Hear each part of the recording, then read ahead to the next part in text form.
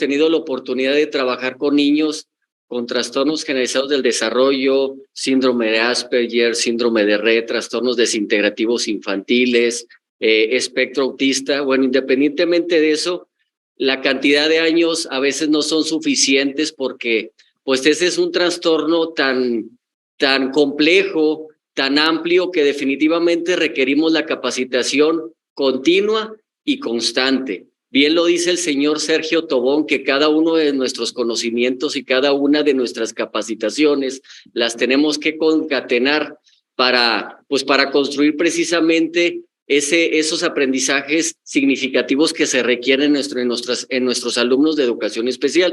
Entonces, que nos quede bien claro que esto es un primer acercamiento, es una capacitación de no más de 3 horas, pero que nos va a servir bastante para el siguiente ciclo de conferencias y capacitaciones que vamos a tener. Inclusive en la región Laguna próximamente vamos a tener una serie de capacitaciones presenciales basadas en el proceso de las neurociencias que nos van a servir bastante. Entonces yo les invito a que tengamos una expectativa muy amplia y que tengamos una mente abierta para recibir esta información como un primer acercamiento. Todas las dudas que ustedes tengan en un momento, pues las personas que nos van a apoyar en esta capacitación, ahí vayan registrándolas y en el espacio de las preguntas, pues háganlas, manifiéstenlas para que más adelante pues sean respondidas. Entonces, sin más preámbulo, le quiero dar la bienvenida al profesor Agustín Corpus Márquez, director de Educación Especial Estatal, por lo que le pido de favor que nos dirija en un pequeño mensaje. Muchas gracias, profe Israel.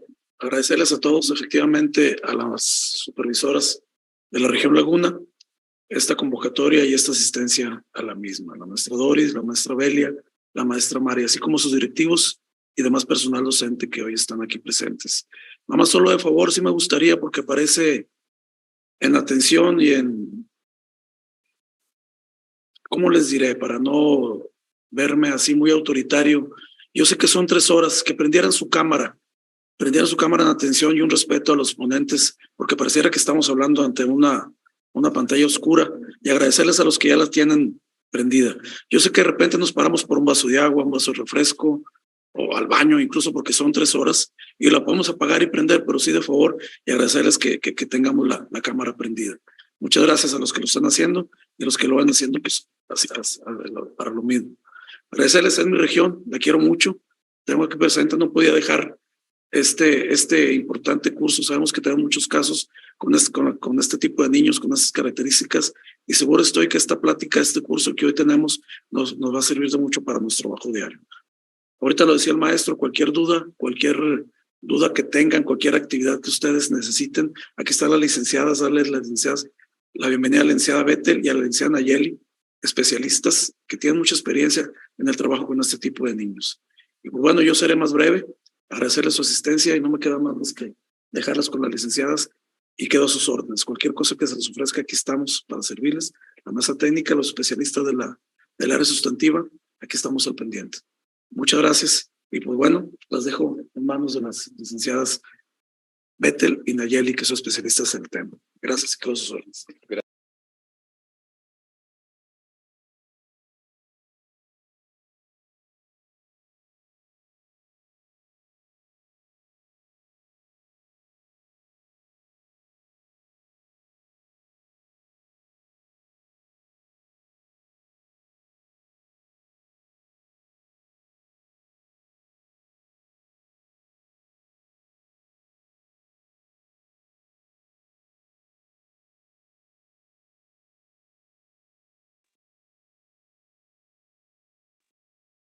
Buenos días. Hola, ¿qué tal? Buenos días. Les damos la más cordial bienvenida a esta plática en la que vamos a tratar el tema sobre el trastorno del espectro autista.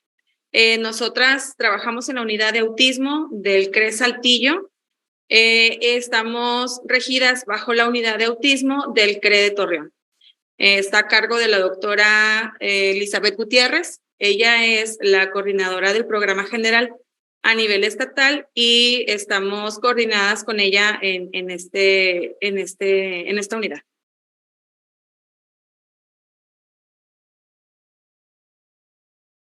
Vamos a comenzar con lo que es la presentación y les pedimos si tienen alguna duda o comentario, ya sea que lo pongan en el chat o bien esperamos a que concluyamos pues esta presentación. Si nos hacen favor también de poner su nombre y su centro de trabajo en el chat para que eso cuente como asistencia, por favor. Bueno, vamos a dar inicio con lo que es el trastorno del espectro autista. Según el DSM-5, consta de diferentes características. Una es que tienen deficiencias persistentes en la comunicación social y la interacción social en diferentes contextos. En la comunicación, referente a que pueden ser verbales o no verbales, tienen dificultades pues en interactuar o socializar con sus iguales o con adultos y pues muchas veces nosotros podemos verlo con que evaden la mirada o tienen dificultades para identificar diferentes gestos, ¿no? O emociones de las personas. Tienen patrones restrictivos y repetitivos de comportamiento, intereses o actividades, que es lo que comúnmente se conoce como stimming. Son todos estos movimientos estereotipados.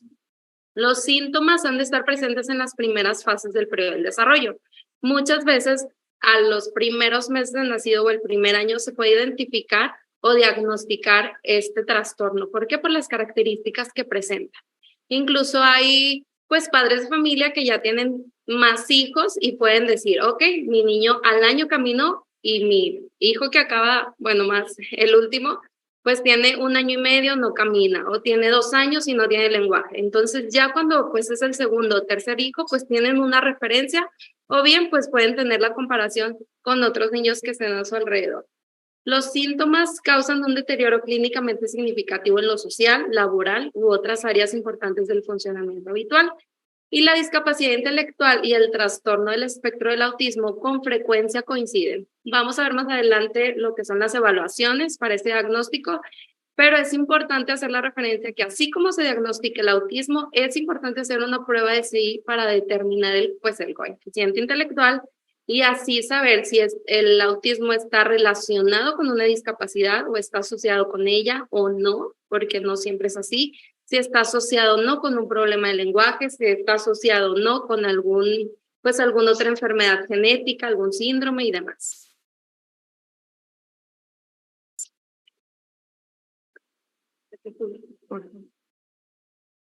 Bueno, dentro del espectro autista, antes se manejaban niveles, no sé si tengan alguna concepción de antes, se manejaban como trastornos generalizados en el desarrollo, o era el Asperger, o era autismo.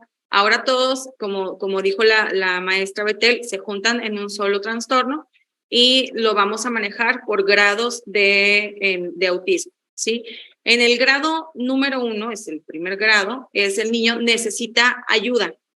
Él puede tener alguna dificultad para realizar la interacción social, pero puede emitir una respuesta, aunque sea de manera atípica. Él puede intentar la relación social.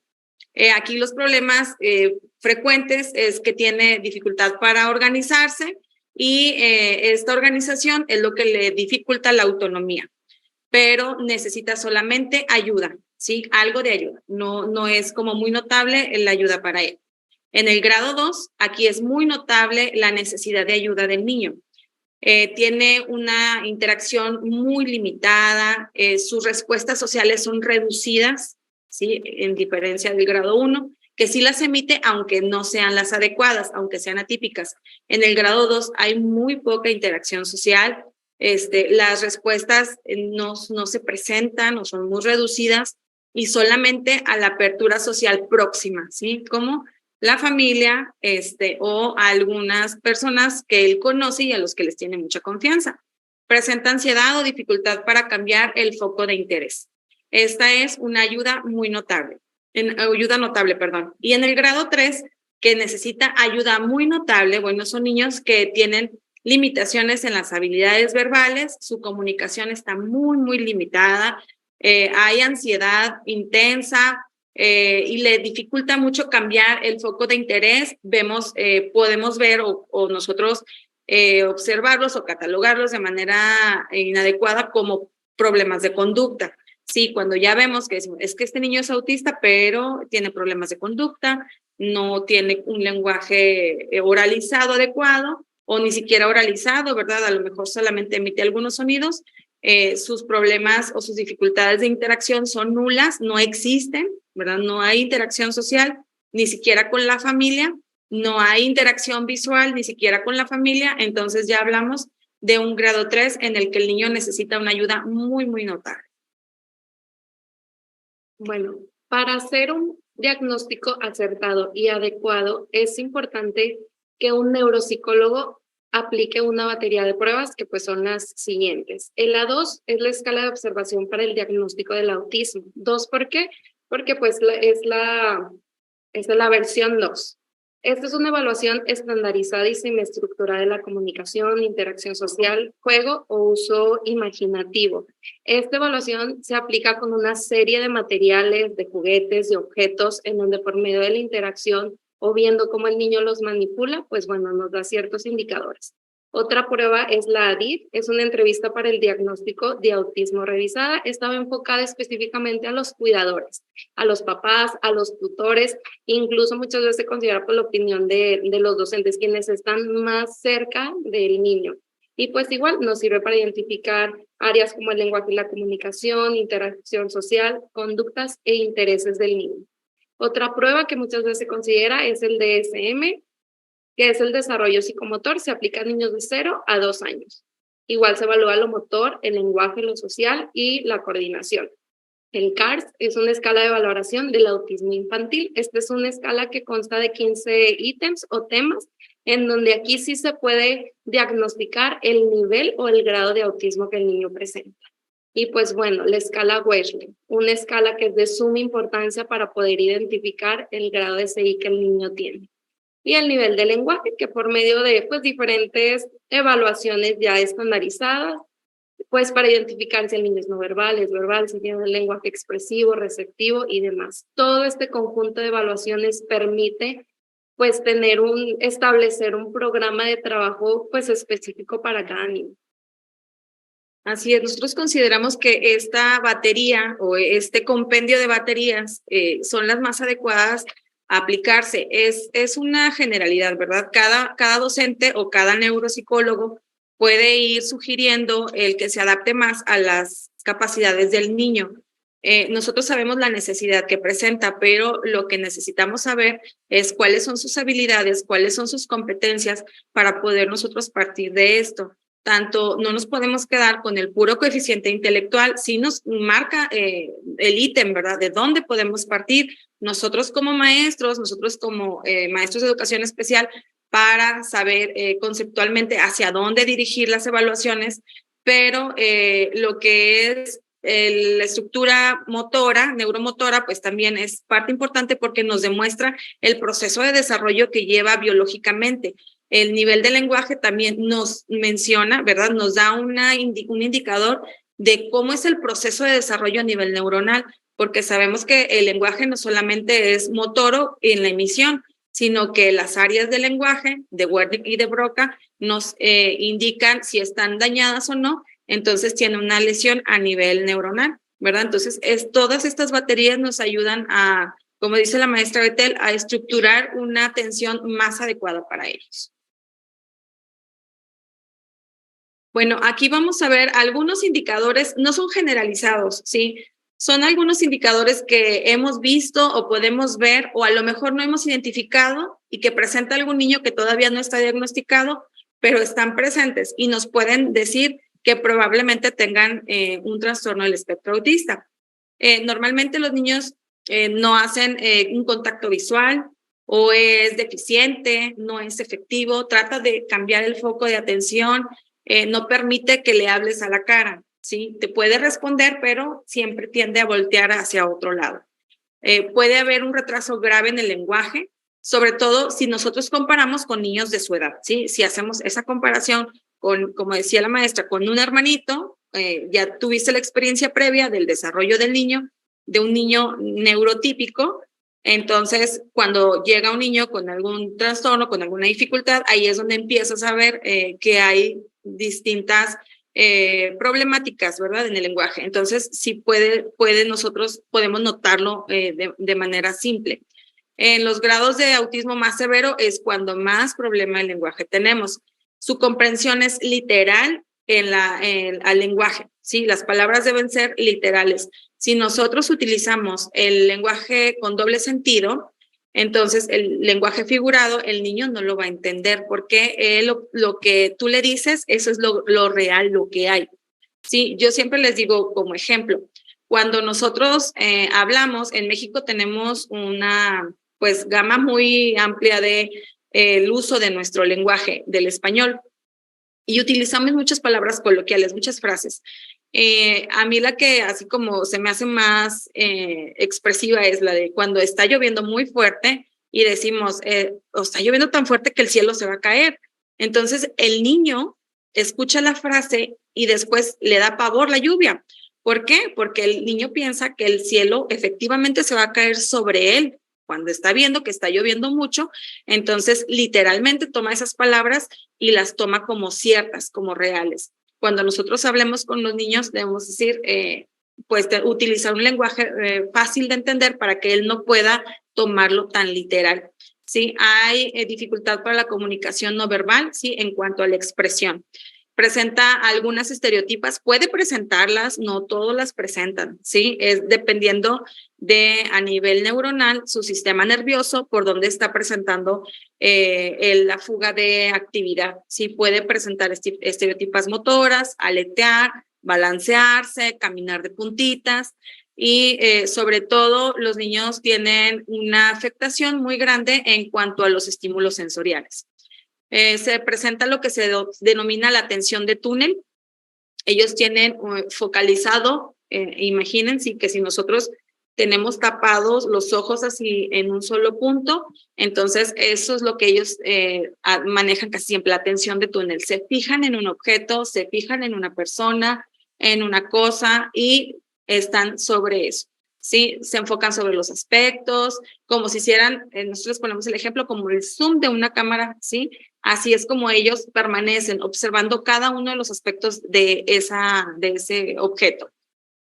No hay flexibilidad del pensamiento, tienen dificultad para anticipar mentalmente los eventos futuros inesperados, ¿sí?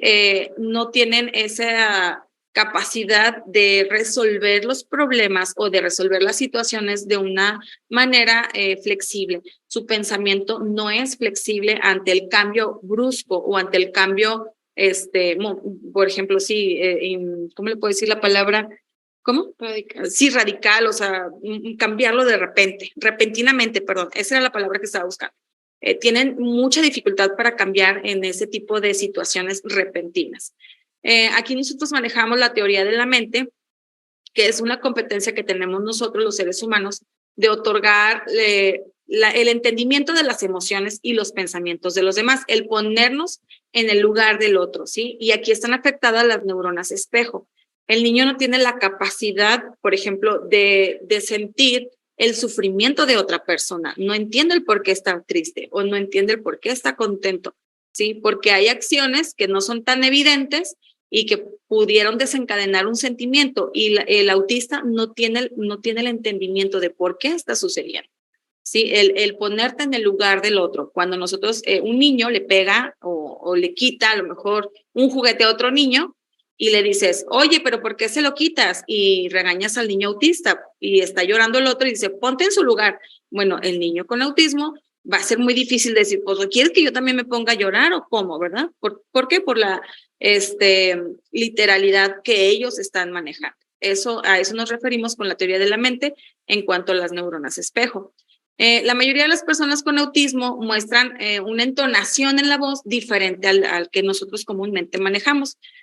A veces pudiera ser melodioso o pudiera sonar así como si fuera extranjero, habla con las voces de las caricaturas, es muy monótono, ¿verdad? Repite muchas veces lo que escuchó. Sobre todo si le gusta, él se enfoca en eso, que es lo que les decía, como el enfoque de túnel, se enfoca en esa voz y la utiliza para todo.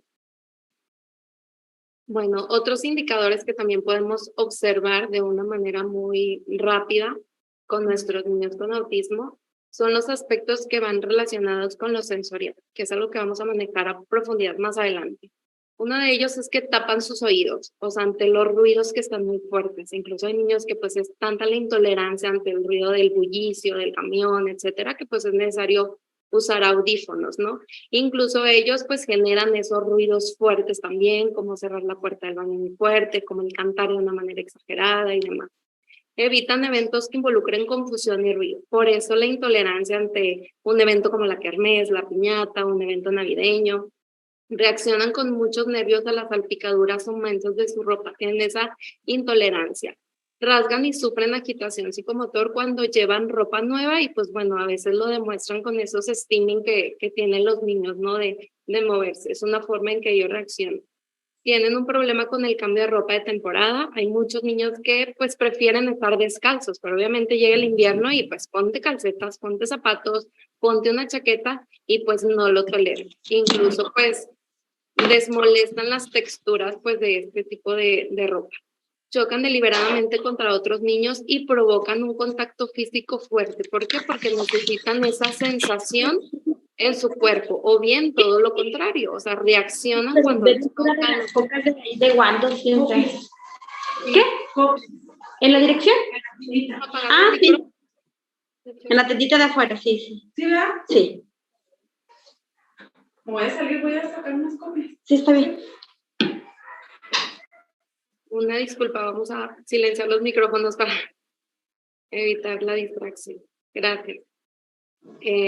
Bueno, reaccionan con enojo cuando otros niños los acarician o los rozan. Son hipersensibles a olores y sabores y es en donde vemos la dificultad que tienen pues con la alimentación, porque simplemente por el color de la comida, por el olor, por el sabor, y se suben a muebles en el aula. ¿Por qué? Porque necesitan tener el constante movimiento fuerte, ¿no? En cuanto a la motricidad fina en su cuerpo.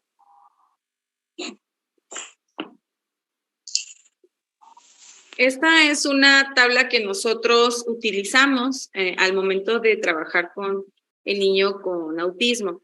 Todo el conocimiento, todas las estrategias que nosotros vamos a estar compartiendo son situaciones que nosotros vivimos día a día, ¿sí? En la unidad. Entonces, es una experiencia que nosotros tenemos y trabajamos con esta tabla en la que nos ayuda a acomodar en dos extremos, los déficits, en cómo los podemos ubicar en cuanto a los niveles del autismo, ¿sí? Nos vamos a un déficit severo, a un déficit moderado y a un niño con alto rendimiento. Ahí nosotros podemos ir ubicando los grados del autismo. ¿En qué situación? Bueno, considerando el coeficiente intelectual, ¿sí? Si tiene un coeficiente intelectual muy bajo, entonces su déficit puede ser muy severo, ¿sí? Puede estar asociado a otra discapacidad, a otro trastorno que está generalizando el coeficiente intelectual bajo, pero presenta rasgos autistas. Entonces, aquí vemos a un niño que es aislado pasivo, no presenta comunicación verbal, tiene conductas severas en cuanto a nivel sensorial, tiene unas conductas muy poco tolerables, tiene mucha sensibilidad o tiene hiperactividad también. Cuando tenemos un coeficiente intelectual moderado, su interacción social pues es mejor, tiene mejor comunicación, puede lograrla, aunque presenta algunas conductas, ¿verdad? Algunas conductas repetitivas. A nivel sensorial puede manejar mejor los estímulos y a nivel motor pues está en medio, ¿verdad? Tiene la actividad, la puede presentar cuando se le solicita al niño. En el alto rendimiento, bueno, en la interacción social, él es sociable, pero su manera de relacionarse con otros es de manera extraña, ¿sí? Puede contestar a una situación de interacción, pero si tú lo tocas o algo, puede verse así como la expresión facial distinta, ¿verdad? Puedes preguntarle algo, están platicando a lo mejor de un tema en específico y él saca otro tema, porque a lo mejor lo relacionó con lo que estaban platicando en ese grupo, pero se le vino a la mente un recuerdo y lo emite aunque no estén hablando de eso. Él es verbal, sí tiene la posibilidad de utilizar su pensamiento y su capacidad verbal para utilizarlas reflexivamente. Las estereotipas son leves, sí se presentan, pero no son tan marcadas. A nivel sensorial presentan hipersensibilidad y a nivel motor tiene una actividad baja, ¿verdad? O sea, sí puede tener algunas características en las que la actividad sea constante, pero puede controlarse en ciertos momentos. Bueno, es importante mencionar, que el grado de autismo, si nosotros vemos a dos niños diagnosticados con un TA2, pues no van a ser niños iguales, con las mismas características. Podemos tener un TA2 con una interacción social pues aislada, con una comunicación verbal favorable, con conductas repetitivas severas, y otro niño con todo lo contrario. Siempre van a variar todas estas características de un niño a otro independientemente del grado. De igual manera, no significa que un niño grado 1 pues tiene un alto rendimiento en todas estas áreas. Obviamente puede tener una buena comunicación, pero puede tener pues afectación de hiposensibilidad sensorial o puede tener conductas repetitivas muy severas. O sea, realmente toda la batería de pruebas que vimos nos permiten identificar y diagnosticar el grado pues acertado, ¿no? O adecuado, como decía la maestra, según el nivel de ayuda o el nivel de apoyo que requiere al realizar las actividades. Vamos a continuar con estrategias de intervención. Todas las actividades están enfocadas en la mejora de la calidad de vida de los alumnos. Ahorita vamos a hablar de manera muy general acerca de estrategias que podemos implementar en el aula o como maestros de educación especial, pues sugerirlos a los maestros de apoyo. Sin embargo, no vamos a profundizar en casos específicos de los niños o situaciones particulares en cuanto a adecuaciones. ¿Por qué? Porque, bueno, todos los niños son diferentes y el tiempo no nos daría mucho para eso. Hay 4 estrategias de intervención básicas o fundamentales. Una de ellas es la familiar. Primero hay que tener empatía con los padres de familia. Si nosotros que conocemos y sabemos del tema no los comprendemos, pues ¿quién lo va a hacer? ¿Por qué? Porque ellos no tienen la información suficiente sobre el autismo y pues somos nosotros quienes les podemos ayudar y dar referencias de las características, la atención, la intervención y pues ahora sí como que todo el equipo que debe estar involucrado para una pues atención acertada de su hijo. Hay que tener un entrenamiento en posibles intervenciones. Si el papá me dice, es que el niño se va batallando porque se tira al piso, bueno, ¿qué puede hacer? Es que el niño con la alimentación, ok, ¿qué puede hacer? O sea, brindarles todas esas sugerencias y estrategias para que ellos puedan estar trabajando en casa y que pues realmente sea un trabajo en equipo. También está, pues bueno, el aspecto pedagógico. Se brindan procedimientos que tienen como objetivo la aplicación de principios de integración y normalización, que es la finalidad que tenemos nosotros, ya sea integrados a una escuela regular con el apoyo de USAER o bien la integración en un campo. Además, trabajamos también con el lado farmacológico y el psicológico. Todos vamos de la mano, ¿sí? En el farmacológico no hay un medicamento específico que diga esta pastilla puede controlar los trastornos del espectro autista. Porque, como lo decía la maestra Betel, cada niño es diferente y la lesión puede estar a nivel de cualquier lado, ¿verdad? Entonces, en cualquier grado o su afectación motor es diferente. Entonces, el médico puede determinar que necesita algún medicamento o algún sustituto que le ayude a producir ciertas sustancias que mejoren, por ejemplo, la melatonina para mejorar las pautas de sueño, etcétera, ¿verdad? Pero aquí solamente el neuropsicólogo puede derivar hacia el paidopsiquiatra, quien determina qué medicamentos puede tomar o si los requiere. No todos los niños con autismo requieren tomar medicamentos, ¿sí? Aquí es a nivel biológico, dependiendo de cómo encuentren los médicos el estado orgánico del menor, ¿sí? Algunos medicamentos pues habituales, lo que les decía, los ansiolíticos, algunos antidepresivos o algunos medicamentos para controlar las conductas obsesivas e impulsivas. En el tratamiento psicológico, principalmente nosotros sugerimos cuando se trabaja de manera vinculada con el psicólogo que se trabaje el método conductista, ¿sí? Porque el niño con autismo requiere que se le sea guiado hacia lo que debe de hacer. Conforme él va trabajando una pauta conductista, puede ir utilizando esa estructura para fortalecer estructuras de pensamiento operante, ¿verdad? Entonces, el condicionamiento operante no lo podemos satanizar ni decir que ya es del siglo pasado, ¿sí? Cada quien puede ir adecuando si utiliza el condicionamiento o el constructivismo. Nosotros sugerimos que sea primero así, guiado el alumno para que él pueda ir desarrollando habilidades que le permitan construir sus propios aprendizajes. Sí, y sobre todo el trabajo de las estrategias del lenguaje y la comunicación, que sabemos que para desarrollar el lenguaje, el niño tiene que trabajar una estructura ya establecida. Y la estructura se trabaja a partir de la repetición. Entonces, son estructuras que nosotros sugerimos que se trabajen. Puede trabajar algunas técnicas como el time out, que es el tiempo fuera, el coste de respuesta, el reforzamiento de conductas, el principio de Premack, que también es como el condicionamiento, ¿verdad? Se pueden utilizar algunos elementos del condicionamiento para trabajar como el dar a lo mejor alguna estrella, algún premio verbal, ¿sí? Sobre todo eso, no se les sugiere que sean premiados de manera física, o sea, que por ejemplo el material más bien, que tú le des un juguete, porque el niño siempre va a querer recibir un juguete, ¿verdad? O sea, ya está acostumbrado a que si él realiza un trabajo, él va a recibir algo. Entonces, si nosotros lo motivamos, él se va a acostumbrar a que si él realiza un trabajo, va a tener una gratificación emocional. Entonces, bien, tú lo estás haciendo muy bien, o te damos una estrellita.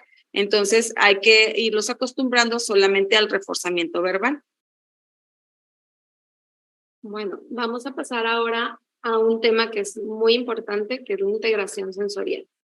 La integración sensorial es la capacidad que tiene nuestro cerebro de recibir información proveniente de nuestro entorno por medio de los diferentes sistemas sensoriales, el oído, gusto, olfato, tacto, vista, el aspecto vestibular, propioceptivo e interoceptivo, que los vamos a ver a continuación. Según cómo nuestro cerebro procese toda esta información, es la manera en que nosotros podemos interactuar de una manera u otra con nuestro entorno. Es importante hacer énfasis en que nadie tiene una integración sensorial perfecta, no porque sea un niño con TEA o no, simplemente pues tenemos dificultades sensoriales. A veces no toleramos el ruido del tren, no toleramos cuando rasgan el pizarrón, por ejemplo, o no toleramos algunas texturas, o sea, realmente todos tenemos dificultades sensoriales. Pero bueno, según la adecuada integración sensorial que tenemos, pues es la manera en que vamos a interactuar o vamos a facilitar nuestras actividades diarias de una manera pues satisfactoria. Muy bien, vamos a hablar del nivel de sensibilidad, ¿sí? Vamos a manejar 2 niveles. La hiposensibilidad es la primera, que aquí es el umbral más alto, por lo que parecen los niños no reciben los estímulos, ¿sí? No le presta atención, pasa desapercibido para él. Para él sentir un estímulo necesita que sea muy intenso y que se repita muchas veces, ¿sí? Porque tiene una necesidad de sentir esa sensación, ese estímulo tiene muy bajo el umbral de sensibilidad, entonces necesita repetirlo y ser muy intenso. En la hipersensibilidad es el contrario, el umbral es más bajo de lo normal y tiene poca tolerancia, ¿verdad? Lo siente muy fuerte. El estímulo, hay cosas que nosotros ni siquiera las podemos percibir y ellos están fijados sobre ese estímulo. Por eso las reacciones pueden ser muy exageradas, pero no es porque el niño esté haciendo, como normalmente le decimos, está haciendo un berrinche, coloquialmente podemos decirlo así. El niño está haciendo un berrinche y ven en el súper que la mamá tiene al niño tirado haciendo el berrinche. No está haciendo un berrinche, probablemente está sufriendo de algún trastorno de sensibilidad. ¿Por qué? Porque la etiqueta le molesta, porque los olores le molestan, porque hay sonidos que nosotros no los podemos percibir, como les decimos, y a él sí lo percibió y está generándole en él, una sensibilidad mayor. Bueno, uno de los sentidos que les mencionaba es el interoceptivo. Este sentido realmente antes no se consideraba como tan importante como los 5 básicos que conocemos, pero a raíz de las experiencias y comentarios de adultos con autismo es que se está considerando. ¿Por qué? Porque es fundamental en el desarrollo de los niños. El sistema sensorial interoceptivo nos da la información interna de nuestro cuerpo, la sensación de hambre, sed, ir al baño, dormir, estar triste, feliz, y este es el reconocimiento de las sensaciones internas de nuestro cuerpo, ¿sale? Y este sistema, pues bueno, se viene desarrollando desde que los bebés están en el vientre de su mamá. Lo que es el sistema propioceptivo es la que da la información de nuestro cuerpo, nuestra conciencia corporal, el estar aquí, el estar ahora, nuestro cuerpo, nuestra cabeza, el espacio. Y pues bueno, realmente no se puede decir que hay hipersensibilidad en este aspecto. ¿Por qué? Porque los niños necesitan contacto físico, ya sea muy ligero, muy fuerte, pero siempre necesitan pues el sentimiento, ¿no? El sentir del tacto.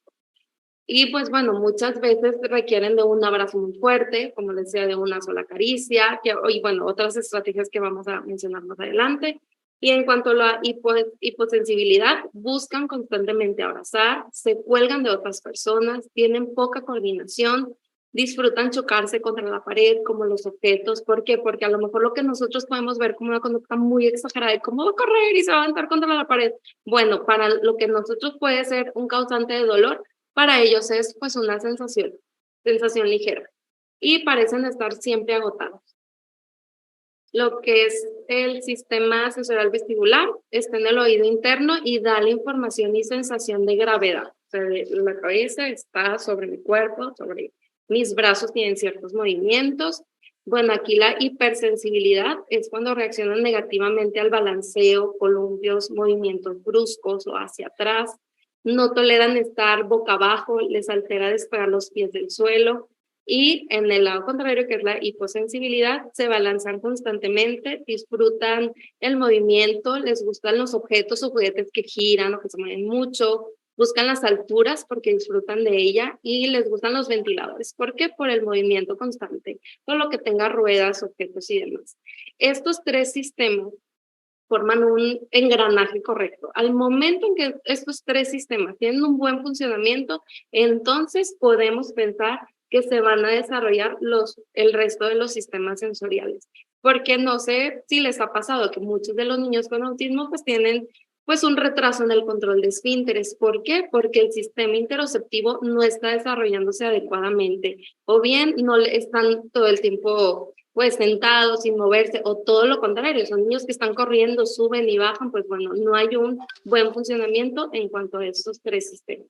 Por ejemplo, en este caso de que el niño no controla el esfínter aún y que solamente no es porque no tenga el conocimiento de lo que pasa orgánicamente en él, sino que también podemos relacionar que a nivel vestibular tiene una alteración. Si su equilibrio no está todavía fortalecido de tal manera en la que él pueda sentarse y pararse, bajarse el pantalón, subirse el pantalón, sí, recordemos que para todo el desarrollo del niño, ¿verdad? En general, debemos de ir en procesos de pasos cortos. Entonces, todos los elementos suman para que un proceso se lleve a cabo. En este caso, el control de esfínter, bueno, el niño debe de tener a nivel vestibular bien desarrollado esta parte en la que pueda mantener el equilibrio para sentarse, para pararse, para subir, para bajar ropa, en el que él identifique que su cuerpo está generando una necesidad de expulsar algo, ¿verdad?, que viene dentro de su cuerpo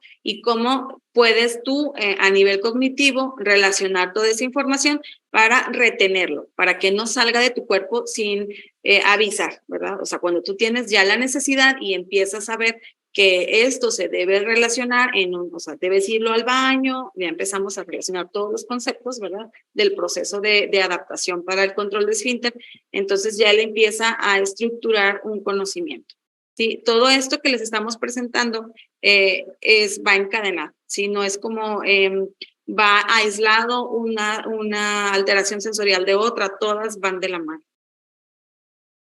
Vamos a trabajar con el tacto, ¿sí?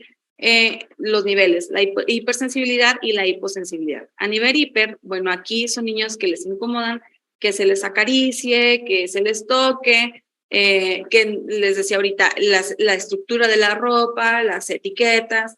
Cuando hay cambios de estación, presentan mucha alteración porque no toleran los calcetines o al contrario, ellos quieren sentir el piso frío, o quiere traer zapatos cuando hace calor, ¿sí?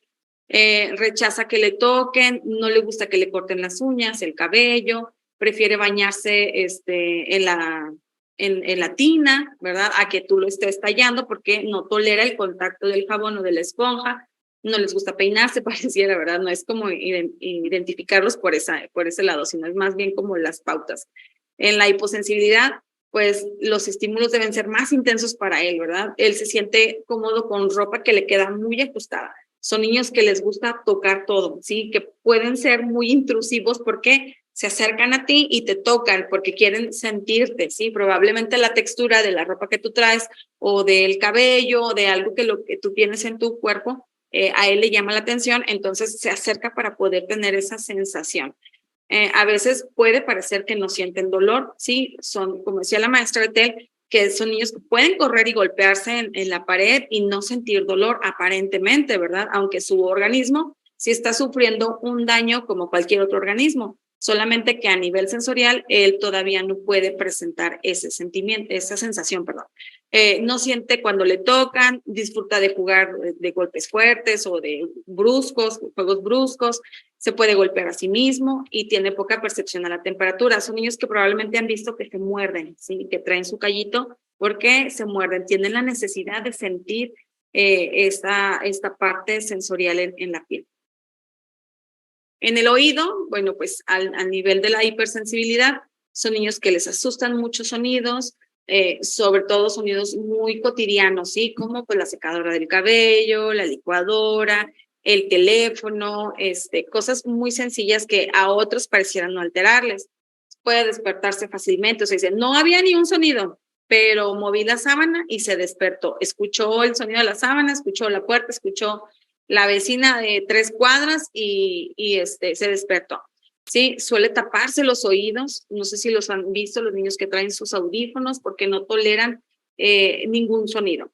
Suele taparse los oídos, perdón, le irritan los ladridos, los coches, les digo, no tolera casi ningún sonido y intenta calmarse haciendo sus propios sonidos o empiezan con los movimientos estereotipados, ¿sí? Eso le ayuda a relajarse. En la hiposensibilidad, bueno, él busca fuentes de sonido muy fuertes, ¿sí? Son los niños que pueden permanecer cerca de la televisión o con el sonido del celular muy fuerte, se acercan a las bocinas para poder tener esa percepción auditiva. Disfruta de objetos que pueden emitir sonidos, genera ruidos con la boca, con las manos, con los objetos, ¿verdad? Y necesita, como les decía ahorita, el volumen muy elevado para poder tener esa sensación. En la vista puede molestarle las luces a nivel de hipersensibilidad, puede ser las luces de la recámara, las luces de los coches, el sol, las luces fluorescentes. Puede él tener la percepción de cosas diminutas, ¿sí? Nosotros les ponemos el ejemplo de las motas del polvo, casi nadie las percibe, casi nadie pone atención en eso. Y ellos quieren observarlo, ¿verdad? O sea, están así como muy atentos, utilizan la fijación de túnel para estar observando algo. Evita mirar al frente porque se satura, ¿sí? ¿Y qué es lo que se satura?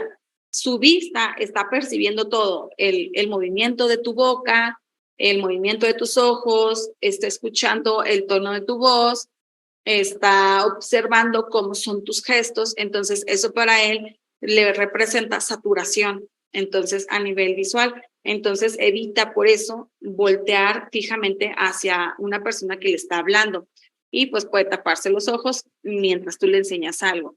En la hiposensibilidad, bueno, al contrario del niño que le molestan las luces, pues aquí el niño busca observar cosas de cerca, ¿verdad? Las luces de los coches muy de cerca o la televisión están pegados a la pantalla o a la tablet, porque a él le gusta mucho estar observando el movimiento de las imágenes en cómo da el cambio de la luz.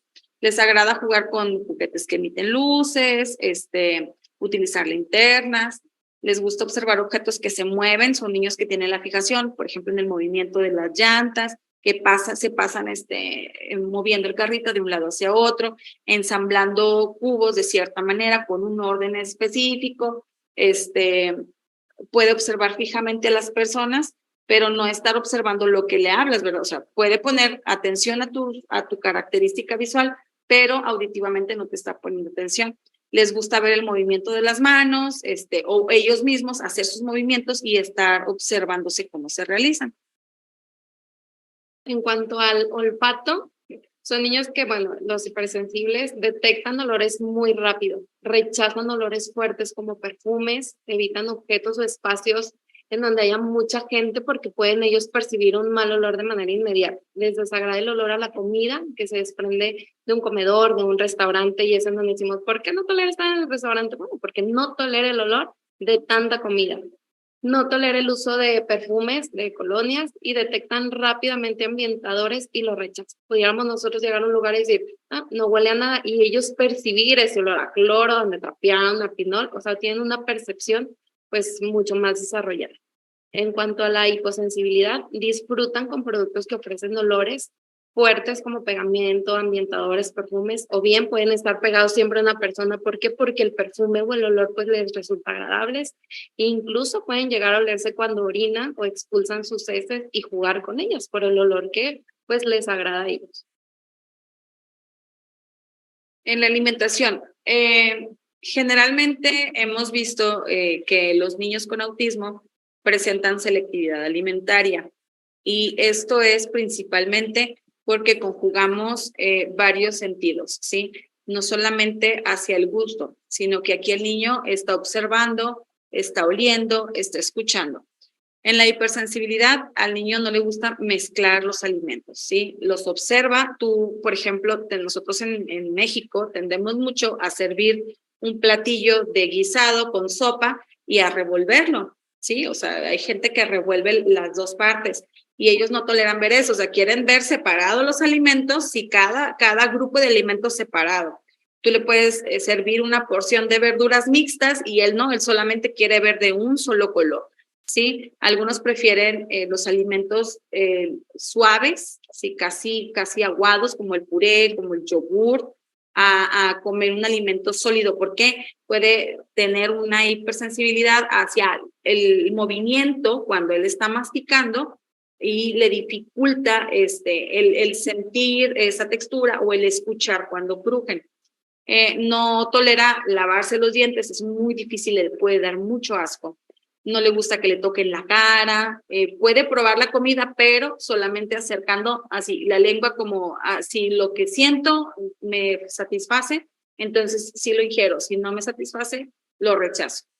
Ingiere muy poca cantidad de alimentos y sobre todo la variedad, es lo que les decía, se enfocan sobre todo a un grupo de alimentos y sobre eso se van. Comen puro yogur, prefieren las gelatinas o al contrario, no les gustan las comidas suaves.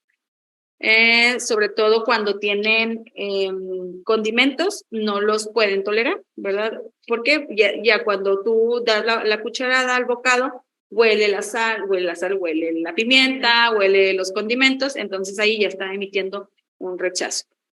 Y en la hiposensibilidad, pues ellos prefieren alimentos crujientes, sí, lo que les decía. Probablemente a él le gusta esa sensación de escuchar cuando cruje o de sentir cuando mastica que el alimento está crujiendo, ¿sí? Que eso crocante le está satisfaciendo otro estímulo a nivel sensorial, ¿sí? Que pues el movimiento.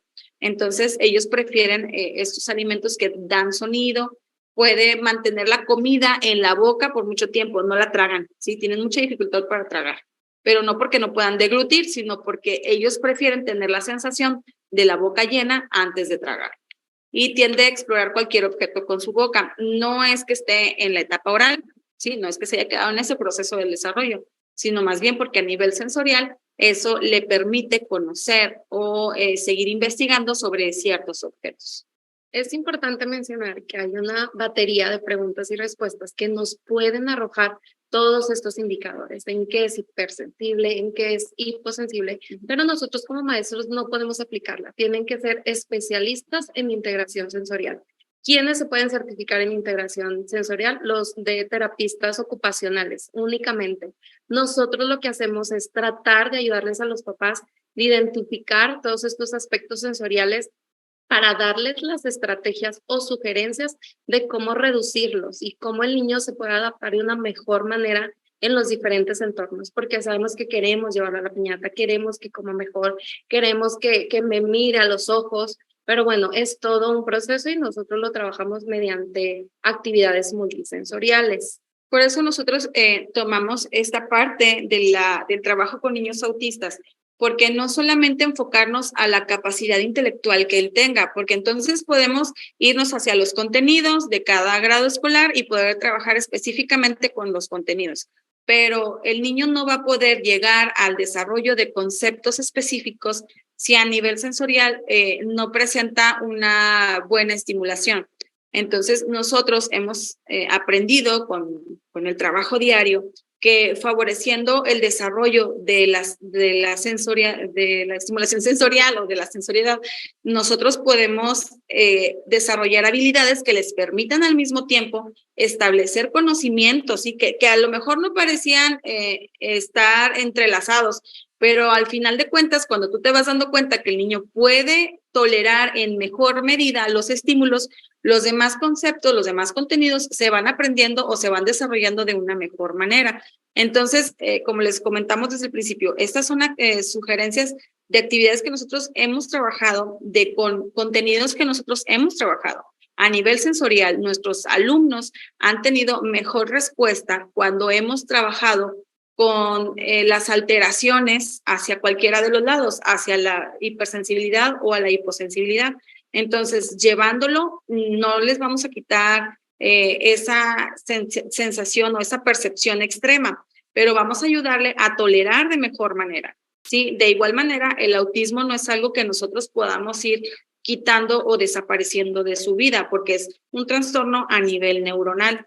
Entonces, lo que nosotros podemos hacer es que esta tolerancia les ayude a desarrollar herramientas o elementos que mejoren el aprendizaje en otras áreas. Incluso estadísticamente, del 92 al 98% de la población con autismo presentan dificultades en el procesamiento sensorial. Sí tiende a disminuir en la edad adulta de un 62 a 68%, o sea, considerablemente, pero es porque los adultos actualmente exponen el hecho de que no es que se haya eliminado esa dificultad sensorial, es que tengo que hacer un masking, que es la adaptación o adecuación de mi sistema sensorial ante una situación. ¿Por qué? Porque un niño no tolera el ruido y se tapa los ojos los oídos, y se agacha, pero un adulto no puede hacer eso en una conferencia, en un lugar donde hay mucha gente. Entonces reprime esa sensación por la madurez que tiene, pero obviamente eso trae consecuencias a futuro, o sea, problemas de ansiedad, de depresión, de estrés. Entonces, ¿qué queremos hacer nosotros con nuestros niños? Ayudarles a reducir o a nivelar todos sus sistemas sensoriales. Y bueno, vamos a seguir con otro aspecto que son los detonadores de conductas inadecuadas, que yo creo que es un aspecto en donde dicen, sí, llegaron al punto medular, porque decimos, es que ¿por qué se comporta así? ¿Por qué reacciona de esta manera? Bueno, hay diferentes detonadores adicionales a todo lo que ya vimos en cuanto al aspecto sensorial. Una es la dificultad que tiene para comunicarse. Muchas veces el niño pues toma la mano del adulto, lo lleva, le señala, pero el no poder decir tengo hambre, tengo sueño, quiero una galleta, quiero agua, pues obviamente genera pues una conducta inadecuada. La inflexibilidad son pues cuando son problemas para tolerar y aceptar los cambios en las rutinas, en sus actividades y demás. El nivel de exigencia, ya sea porque tienen baja tolerancia a la frustración. O sea, muchas veces pues la maestra quiere exigirle lo mismo a todos y obviamente el niño se frustra. ¿Por qué? Porque no lo puede realizar, porque no lo comprende o porque simplemente la actividad pues está afectando pues todo su sistema sensorial. Tienen dificultades para reconocer y regular sus propias emociones, que es lo que veíamos como lo que mencionaba la maestra Nayeli, o sea, el reconocer las emociones y sentimientos de los demás, y muchas veces no pueden reconocer sus propias emociones o lo que están sintiendo en el momento. Tienen dificultades para comprender y manejar relaciones interpersonales con otros niños, con maestros, con adultos. Muchas veces las relaciones que se dan de mejor manera pues es en su entorno directo o más cercano, que es la familia. Falta de estrategias para resolver conflictos, toma de decisiones, planificación y organización, que pues es la inflexibilidad en el pensamiento, ¿no? No pueden procesar rápido el qué hago, cómo lo resuelvo, qué puedo hacer y demás. Y en la adolescencia, pues bueno, hay mayor conciencia de la diferencia. Son conscientes de que yo no puedo tener una novia, yo no puedo hacer esto, yo no puedo hacer lo otro. ¿Por qué? Por sus características.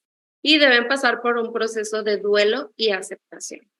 Si nos fijamos, los detonantes que presentan los niños con autismo de conductas inadecuadas se van hacia la limitación del lenguaje, la limitación de la actividad social y a la sensopercepción, que son las 3 fases que hemos visto en las que el niño presenta más alteraciones. Entonces, podemos irnos que los niños que presentan trastorno del espectro autista tienen alterados esos 3 procesos, ¿sí? El lenguaje en el uso no solamente del lenguaje verbal, sino del lenguaje reflexivo en el que él pueda tener la comprensión de la información que recibe y emitir una respuesta adecuada, ¿sí? En la que él pueda operar su trabajo social, su interacción social de una manera adecuada. ¿Por qué? Pues el lenguaje interviene mucho en las relaciones sociales. Si un niño no habla, difícilmente va a poder llegar hacia un grupo de niños o hacia cualquier niño o cualquier persona con la que quiera interactuar, ¿sí? Y si la estimulación o a nivel sensorial el niño tiene alteraciones que se van mucho hacia los 2 extremos, entonces él tampoco va a poder integrarse hacia la interacción social o hacia la interacción comunicativa. Vamos a trabajar ahora sobre la prevención. ¿Cómo podemos trabajar en la prevención? ¿Sí? Habrá muchas estrategias, habrá muchas técnicas y cada quien puede ir relacionando la información anterior para ir sacando de manera personal las estrategias que requiere con los alumnos con los que está atendiendo.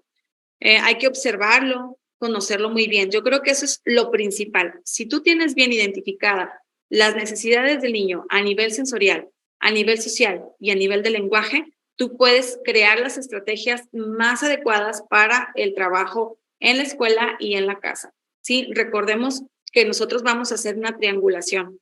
Es el papá, lo que va a trabajar en casa, lo que se va a trabajar en casa, lo que el maestro está trabajando en la escuela y lo que nosotros como especialistas estamos trabajando con el niño. Tiene que verse vinculado. No podemos llevar separadas las actividades. No podemos decirle al papá, vamos a trabajar, la estimulación sensorial, pero no le vamos a decir cómo y a lo mejor sí le decimos y le damos algunas estrategias.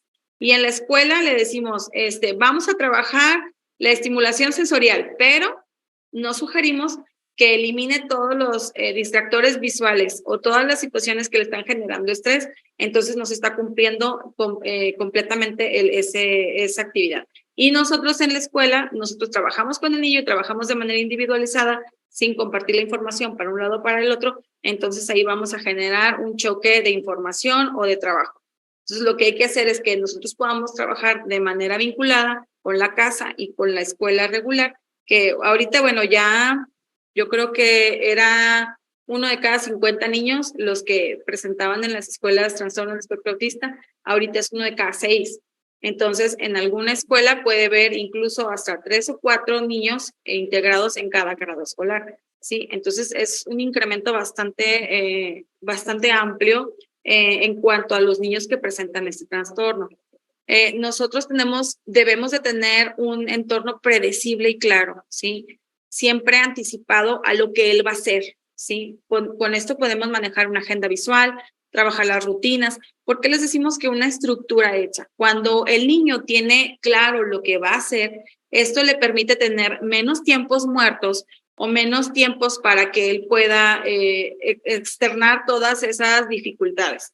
Por ejemplo, cuando a él le das, hoy vamos a hacer estas actividades en el día, nos vamos a dar los buenos días, vamos a trabajar con el libro rojo, vamos a ir a la clase de música, a él le permite hacer una estructura interna en la que esta estructura no solamente la va a utilizar en la escuela, cuando llegue a su casa, él va a ir haciendo estructuras en casa, aunque no nos demos cuenta, ¿sí? ¿Por qué? Porque, por ejemplo, en casa llega de la escuela, si ya se quita el uniforme, ya pone la mochila en su lugar, ya se sienta a comer, ya está haciendo una estructura igual que en la de la escuela y eso nos va a ir ayudando a que las actividades se sigan en un proceso.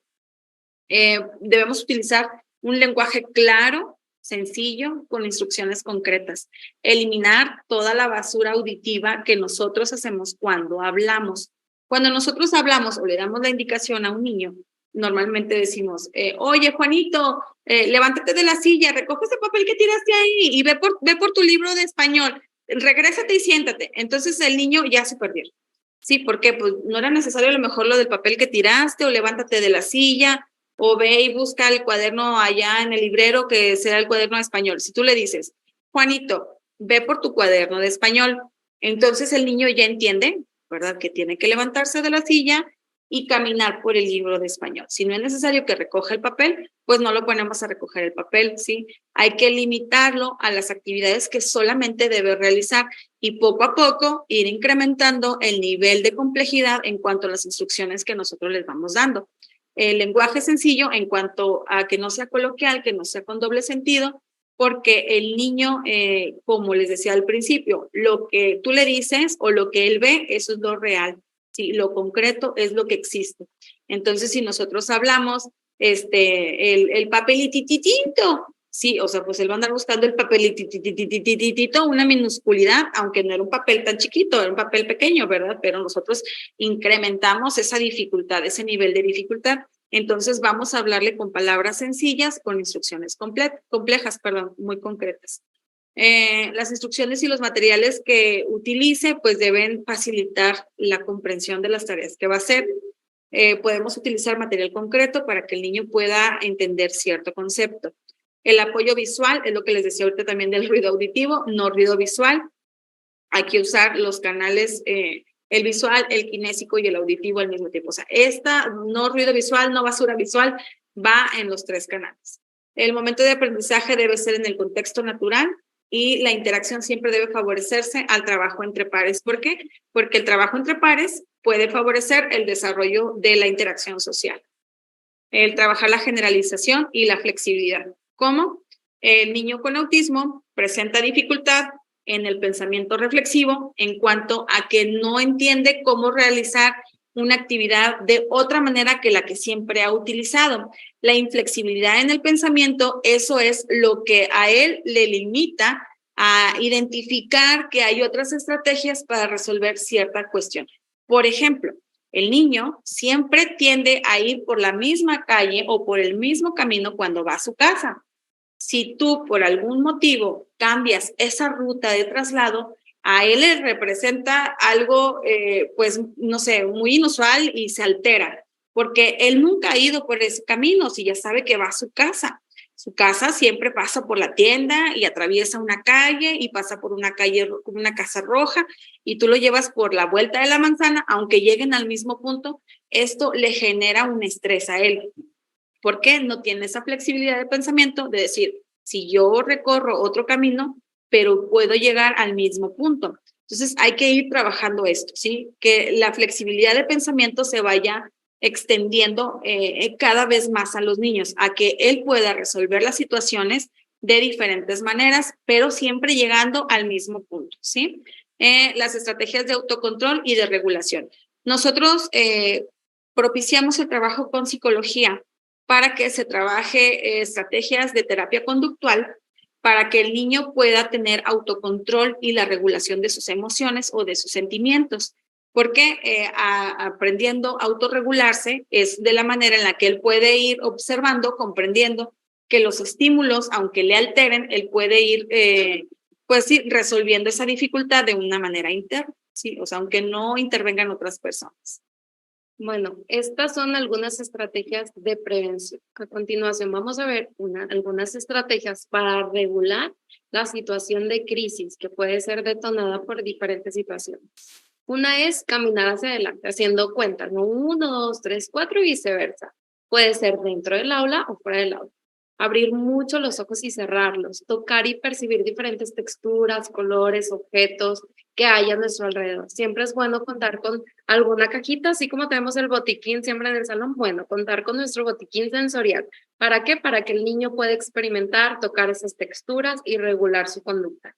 Respirar para desacelerar el pensamiento, usar botellas sensoriales y actividades calmantes que podemos tenerlas dentro de esa cajita, hacer caras y gestos frente al espejo, amasar, apretar plastilina, espuma o espuma de afeitar, a usar pintura dactilar, o sea, igual con los deditos, bolitas de hidrogel, etcétera, usar cajas de semillas, circuitos sensoriales, empujar, tirar, lanzar objetos, usar saquitos de peso, masajes suaves pero firmes, abrazos, cepillados. Todas estas estrategias podemos sugerirlas para la casa o podemos usarlas también en la escuela. En la siguiente diapositiva podemos ver en algunas imágenes pues parte de estas estrategias. A veces es difícil que en el salón, teniendo 30 niños, podamos tener un rincón de la calma, pero sí podemos contar con nuestra cajita. Vemos que el niño está inquieto, le damos la cajita, le damos solamente un objeto, la botella, o bien un cepillito en donde podamos acariciarlo para que se relaje, o bien si vemos que el niño ya se paró y decimos, híjole, nos va a desordenar todo el grupo, bueno, pues implementar otra estrategia que, a ver, niños, todos nos vamos a parar y vamos a levantar las manos, nos vamos a agachar. ¿Por qué? Porque sabemos que nuestro niño necesita mucho movimiento. Entonces, involucrar a todo el grupo en este tipo de actividades. Sí es importante mencionar que no siempre podemos tener el SOS, pues sácalo al columpio, pues sácalo a correr, pues sácalo a caminar. O sea, tenemos que buscar estrategias dentro del aula. ¿Para qué? Para que para el niño no sea como un premio de, ya sé que si reacciona de esta manera me van a sacar al patio en donde me encanta correr, me encanta caminar. Entonces siempre necesitamos estar cambiando este tipo de actividades. Igual hay que hacerlo sentir conciencia y límites del cuerpo, que es lo que veíamos dentro del sistema propioceptivo, que los niños necesitan ese contacto de una u otra manera, ya sea un abrazo fuerte, envolverlos o hacerlos taquito en un rollito, que esto puede ser favorable también para la clase de educación física o de artísticas, o igual un simple abrazo, una caricia, o tener igual nuestra cajita con cepillos para hacer masajes, presiones, que el niño pueda sentir esa textura y eso ayuda también pues con la regulación de su comportamiento. Ahora, esta regulación o las estrategias para la regulación es lo que ustedes consideren necesario para romper esa fijación. Si el niño está, o sea, ya se alteró y él está con el spinning y el movimiento, y el movimiento, y el movimiento, o gritando, o haciendo pataleta o algo, lo que nosotros debemos hacer es aumentar la voz, enseñarle algo, ponernos a cantar, hacer algo que rompa la tensión de lo que está sucediendo, ¿sí? De esa actividad que le está generando. Si tú de repente sube la voz o baja la voz, entonces el niño ya no está escuchando que tú estás hablando y voltea. Y se rompe ese vicio, o sea, de que, ya volteó y ahora a ver qué hago. No, o sea, ya como, vente, ahora sí, vámonos a jugar o vamos a terminar de trabajar, ¿sí? Aprovechar que ya pudimos intervenir en esa situación que le estaba generando conflicto para continuar trabajando, ¿sí? Ellos solamente necesitan un espacio para externar lo que sienten, pero nosotros lo que debemos hacer es ayudarle a él a encontrar una manera de externar esas emociones o de externar esa necesidad de expresión de otra manera, ¿sí? Por eso les decía, el trabajo con psicología, en el trabajo con la terapia conductual, es lo que nos va a ir generando que el niño logre la autoapropiación de los sentimientos y de que él pueda autorregular esa sensación, ese sentimiento y poderlo canalizar hacia otra actividad. Entonces son así como cuestiones que pueden ir trabajando. Ahora es muy importante observar al niño con la ayuda de su papá, de su mamá, de sus cuidadores, de sus maestros y entre todos identificar qué calma al niño, porque si lo calma en la casa, también lo va a calmar en la escuela. Igual que le estimula, que busca qué es lo que evita el niño. ¿Por qué? Porque conociendo lo que es la raíz de todo, conocer a nuestros niños, qué le altera, qué no le altera, qué lo tranquiliza, pues es en la medida en que nosotros podemos encontrar estas estrategias. Hay que incluir actividades que impliquen el movimiento y el deporte a diario, esa actividad física, ya sea como una tarea para casa o si se permite, pues también en la escuela. Siempre que nosotros justificamos en nuestra planeación el porqué de las actividades, pues podemos realizarlo. Hay que programar actividades sensoriomotrices diarias con las cajas sensoriales, las texturas, los circuitos, los olores y alternar tareas que requieran el pensar con actividades de movimiento. Y bueno, preparar un rincón tranquilo en casa. Si se puede en la escuela, pues sería lo ideal. Pero para esto pues hay que preparar al niño, no queramos una rabieta y vamos a llevarlo al rincón y que ahí se esté y ahí se va a regular su conducta. No, primero tenemos que desenfocarlo, como lo mencionaba la maestra, y entonces buscar otra alternativa. Vamos a trabajar específicamente ahora sobre la comunicación. Sí, vamos a trabajar cuáles son las características y algunas estrategias de trabajo en respecto a este tema. Hay ausencia de lenguaje en algunos niños, como ya lo habíamos mencionado, sobre todo en los grados donde el niño necesita más ayuda o está relacionado con un coeficiente intelectual más bajo o a otra discapacidad. ¿Sí? Entonces, nosotros vamos a presentar ausencia en algunos niños de lenguaje. Puede tener un grado de autismo 1, un grado 1 en el autismo, pero su lenguaje no lo expresa, pero no porque no pueda hablar o porque no sepa hablar, sino más bien porque la interacción social o no le interesa o no sabe cómo reaccionar a ella. Pedir mediante el uso instrumental hacia las personas. ¿Cómo? Pues señalar, ¿sí? Pueden señalar todo. O les digo, aunque sepan hablar, pero el señalamiento es lo que a ellos les permite la interacción directa. Los signos de pedir favor, de por favor, de gracias, o sea, no existen. Hay una comunicación solamente de una vía. Ellos solamente dicen agua, carro. Y normalmente trabajan la estructura de la oración solamente hacia puros sustantivos y solo es para satisfacer las necesidades básicas. Puede presentar ecolalia. Puede ser de manera inmediata cuando empiezan ellos a hablar o puede parecer tardía o incluso ni siquiera aparecer. Hay tendencia a comprender el lenguaje de forma literal, que es lo que les mencionaba al principio con la teoría de la mente, que ellos no entienden las situaciones con doble sentido. La capacidad de percibir que las otras personas piensan, creen o sienten o expresan también es lo que habíamos trabajado al principio. Ellos no pueden ponerse en el lugar de otra persona. El uso extraño del lenguaje, también ya lo habíamos mencionado, como el tono, el ritmo de voz, la repetición de diálogos específicos de una caricatura o de un cuento, etcétera, o de situaciones que en casa siempre se repiten. La inversión de los pronombres, hablan en tercera persona. El yo, el tú, pues no existe. O sea, es como él quiere, aunque sea el niño el que quiera algo, ¿ok? El retraso en el desarrollo del habla puede presentarse de manera con retraso, en el retraso madurativo, o puede presentarse también en el proceso de desarrollo, pero, como les mencionaba, no hay utilización de las dos vías o de los dos canales de comunicación. Puede emitir un mensaje, pero no se espera que le regresen su respuesta, o la otra persona puede emitir un mensaje y él no puede emitir una respuesta. Y la comunicación es recíproca y empática, solamente emite lo que le interesa, pero no, como les digo, no se espera a que la otra persona pueda emitir su juicio o lo que está tratando de comunicarse con él. ¿Cómo vamos a trabajar la comunicación a nivel funcional? ¿Sí? No queremos que los niños sean robots que solamente externen palabras aisladas, que no tengan sentido o que no tengan una función a nivel estructura. Hay que usar menos palabras y más comunicación no verbal. Recordemos que hay situaciones en las que el niño no puede comprender cómo es nuestra comunicación no verbal, facial, corporal, ¿sí? Nosotros tendemos a trabajar mucho cuando hablamos, movemos las manos, hacemos muchos gestos, movemos nuestro cuerpo, entonces hay que ir utilizando con ellos menos situaciones de este tipo para que tenga menos basura o menos contaminación visual o auditiva y él puede ir comprendiendo lo que nosotros queremos de manera concreta expresar.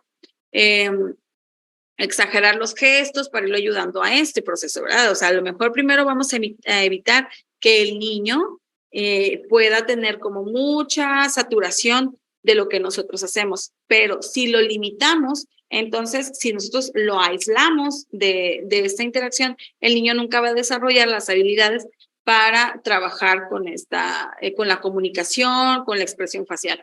Entonces nosotros tenemos que tomar como estrategia al principio limitarlo a lo mejor de tanta contaminación visual o auditiva. pero irlo incorporando poco a poco, ¿sí? Cada vez más, hacemos más gestos, movemos más nuestro cuerpo, movemos las manos o hacemos entonaciones diferentes de voz para que él se acostumbre a que las personas pueden hablar de esa manera, ¿ok? La interacción cara a cara, eso es muy importante, que siempre sea directa hacia el niño. Si el niño ya hizo clic con tu cara, con tus ojos, de manera visual los dos hicieron esa relación, entonces ahí es el momento en el que nosotros podemos aprovechar para que se desarrollen todas las habilidades. Si el niño no tiene un lenguaje verbal, podemos utilizar una o dos palabras, como les decía, una instrucción clara y sencilla para que él pueda realizar las actividades. Si no entiende lo que le estamos diciendo, con el apoyo, ¿verdad? Nosotros vamos a decir, queremos cortar, él no sabe qué es cortar, pero tomamos la mano y mira, esto es recortar, ¿sí? Con la ejemplificación es lo que le vamos a ir ayudando a él a que tome conciencia de lo que nosotros queremos mostrarle. Es imprescindible el uso de material visual, sí, y es lo que les digo, en los salones tienen muchas imágenes, tienen los abecedarios, las letras, los números, o sea, infinidad, los colores de cosas que al niño le pudieran saturar. Pero les digo, puedes quitarlo de un salón o del área de pedagogía, pero cuando ellos cambian de grado y van a otro salón, la maestra tiene el salón igual adornado. Y yo creo que, por ejemplo, si te vas a lo que los demás niños requieren aprender, pues también hay que respetar el proceso de desarrollo de los demás niños que sí pueden ir aprendiendo con esa saturación visual. Lo que hay que ir haciendo al niño es poco a poco decirle a la maestra, bueno, mira, ¿qué te parece si empezamos con unas cuantas imágenes pegadas y luego vamos a ir incrementando poco a poco para que el niño pueda ir trabajando? Ahora, el material visual nos ayuda en cuanto al uso de las agendas visuales o en cuanto al uso de estructuras que nosotros queremos ir trabajando con él para que él vaya asimilando el concepto con la acción que nosotros queremos que realice. Hay que dividir la actividad en pasos alcanzables, es lo de las instrucciones sencillas y claras. ¿Sí? Si nosotros queremos que el niño haga 2 o 3 cosas en una sola instrucción, lo que debemos hacer es segmentar esa instrucción en indicaciones más cortas y más precisas para que al final él pueda realizar toda la actividad completa. No hay que anticiparse y quitarle el derecho de respuesta. Hay que permitirle que él piense la respuesta, que procese la información que nosotros le dimos y que él pueda emitir una respuesta por sí mismo, ¿sí? No que, bueno, buenos días. Ah, sí, bueno, buenos días ya. O sea, ya dijiste buenos días. No hay que darle la oportunidad de que él pueda procesar esa información y pueda contestar. Esperar el tiempo, como les decía, a que emita la respuesta verbal. Puede ser respuesta verbal, puede ser una mirada, un gesto. Eso es una respuesta. Hay que aprender a observar al niño y él cómo se comunica.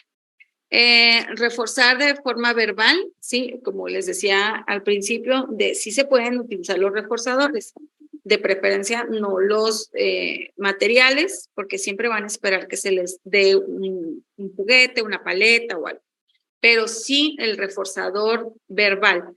Por ejemplo, recortaste, muy bien, lo hiciste excelente, recortaste y ya tú le enseñaste la acción que estaba haciendo. Recortaste, ahora recortamos sobre la línea, mira, sobre la línea, y si lo hace excelente, sí, exagerar esos actitudes nosotros para que él lo tome como algo positivo. Y en medida de lo posible, evitar el no como una respuesta, sí, o sea, puede ser como una limitación, sí, como decir, no se debe hacer esto porque no podemos correr, no podemos pegar, no podemos morder, pero él no como, no lo hagas. ¿Pero por qué? Porque él siempre va a buscar una respuesta. Él no se va a quedar satisfecho con él solamente el no. Bueno, ¿qué estrategias podemos tener, no? Tanto en la escuela o en la casa. Son, bueno, muy parecidas a lo que ya mencionó la maestra en cuanto a cómo fomentar esa comunicación funcional. Una es ajustar el nivel de exigencia al estado emocional del niño. Si vemos que el niño está irritable, cansado, no le decimos, ándale, copia. O sea, no, tenemos que decirle, mira, ¿qué te parece si nos paramos y me ayudas a repartir, a entregar? ¿Para qué? Para regular un poquito y entonces poderle dar una tarea. Hay que tener comunicación con los padres de familia. Esto también es súper importante. ¿Para qué? Para que ellos anticipen las situaciones o las actividades que vamos a realizar en la escuela. Y esto nos ayuda mucho. Vamos a trabajar los animales de la granja. Bueno, papá, Mañana vamos a trabajar los animales de la granja o vamos a ir a una granja. ¿Qué tiene que hacer el papá? Mostrarle imágenes. Esto es una granja, esto vas a encontrar, esta es la manera de comportarnos. ¿Para qué? Para que el niño ya tenga una idea, una noción de lo que va a pasar en la escuela. Por eso es la comunicación permanente con los papás.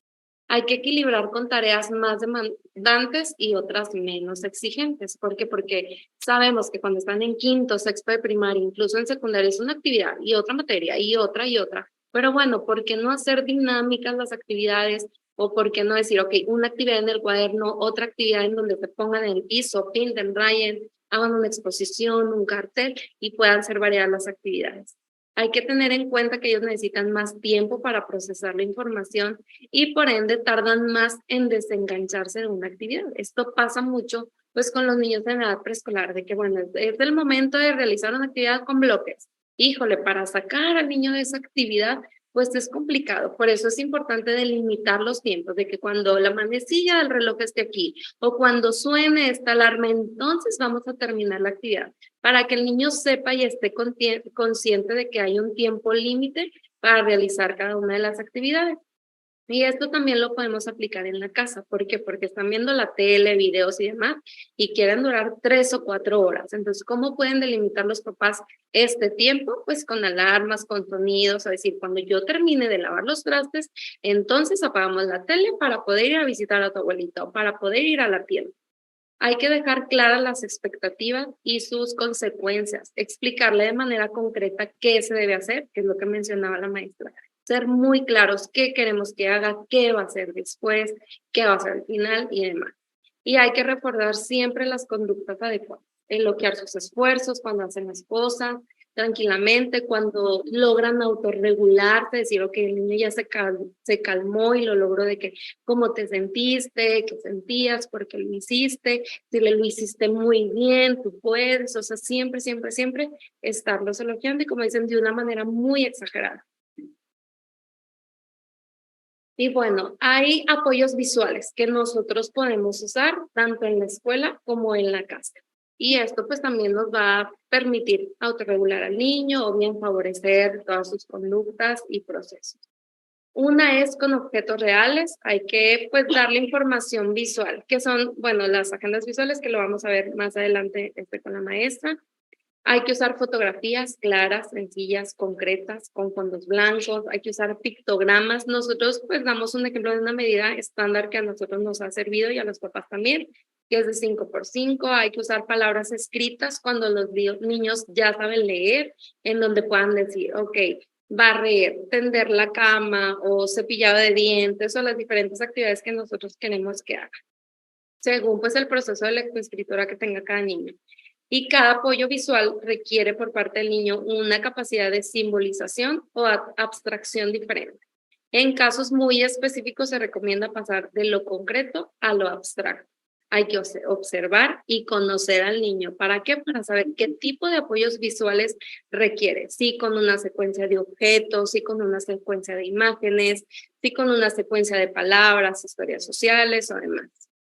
Aquí habrá algunos métodos, por ejemplo, ABA o el uso de PECS, que no son aptos para que los niños los trabajen. No todos los niños requieren de PECS o no todos los niños requieren de trabajo como ABA. Porque si él no tiene la conceptualización de lo que sucede en las imágenes, entonces pues no va a haber una comunicación de todas maneras. Sí, el niño debe conceptualizar, reconocer los símbolos que está utilizando.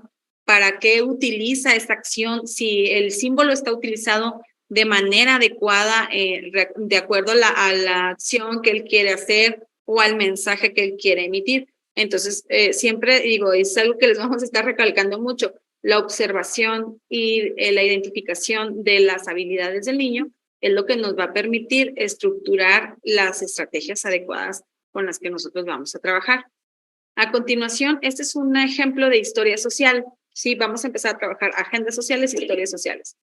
Las historias sociales, bueno, aquí es individualizada, tiene que ser para una acción en específico. Sí, no podemos usar la misma acción o la misma historia social para diferentes acciones. Aquí les damos el ejemplo de cómo aclarar la situación de lavado de manos. Sí, los dibujos deben ser reales.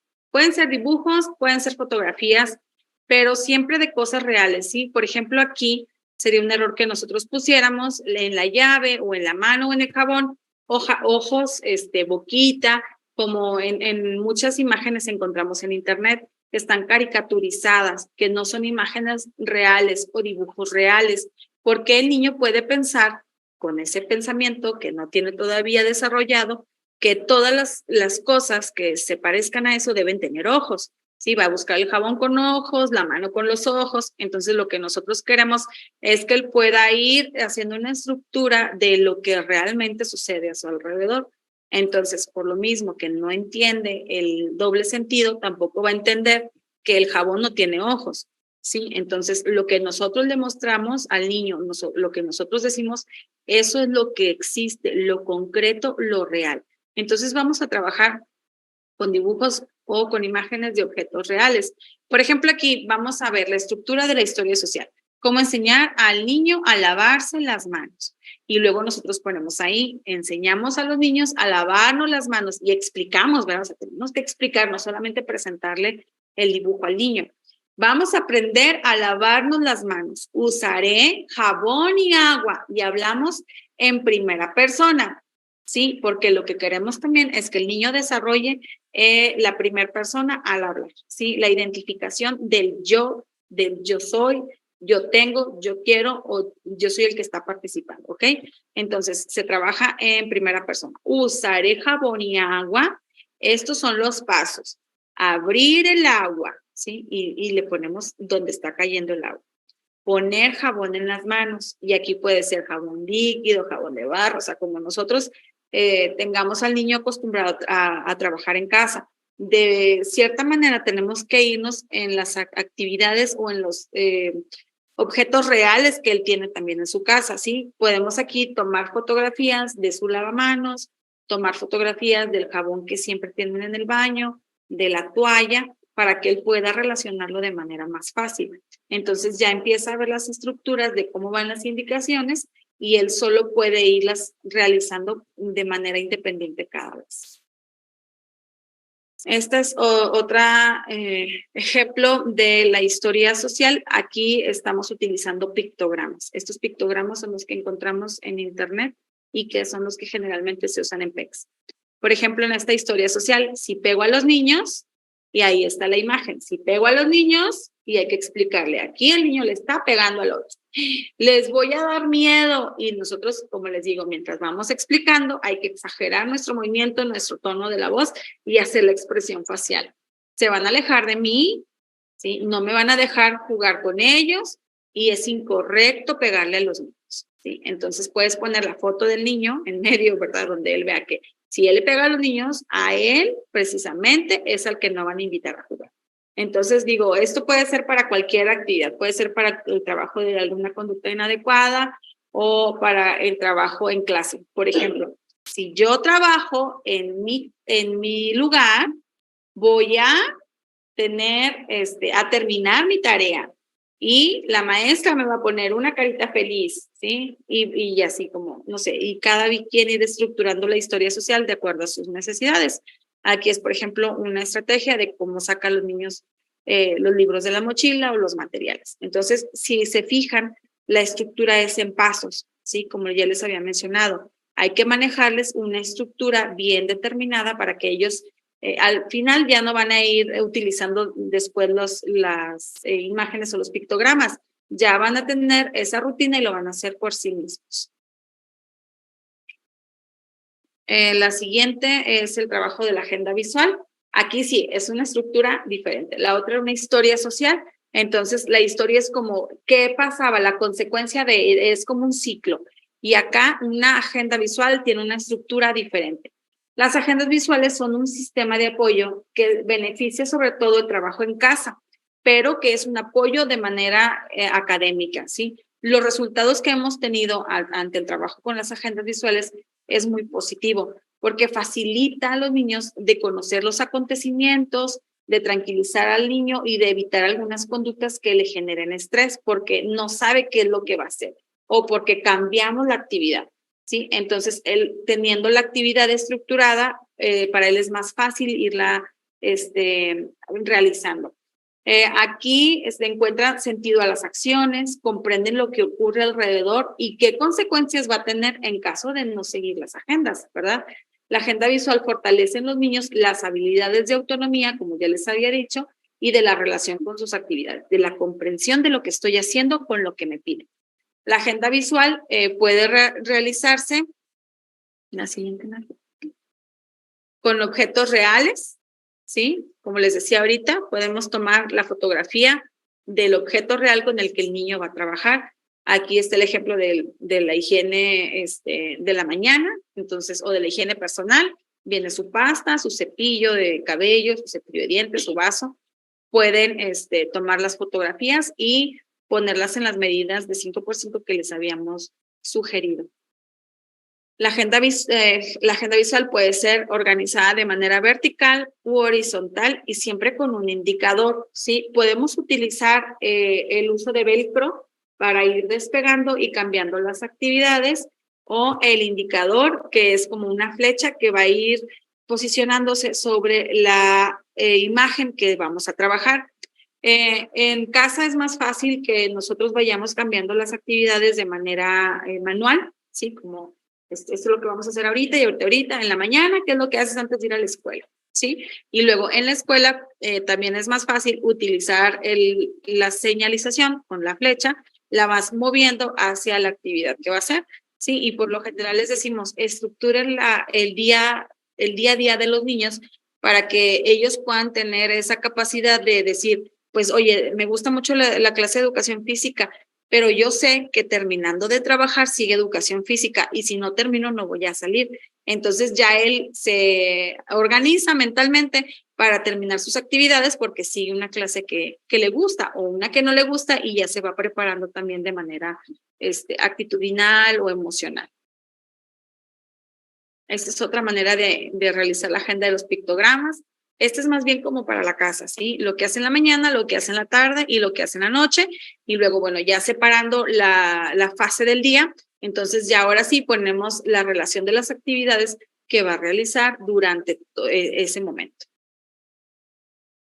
Y bueno, para concluir, hay diferentes estrategias que nosotros les damos a los maestros de aula. ¿Por qué? Porque nosotros tenemos vinculaciones constantes con ellos. Si tienen algún niño con TEA, pues vienen con nosotros, nos piden estrategias y estos son algunos ejemplos que les damos a los maestros. No se asusten, no las vamos a leer todas porque no acabaríamos. En la siguiente diapositiva nada más quiero mencionar una para que sepan cómo lo describimos para que sea muy claro, tanto para los maestros o en todo caso que los maestros lo puedan dar a los papás.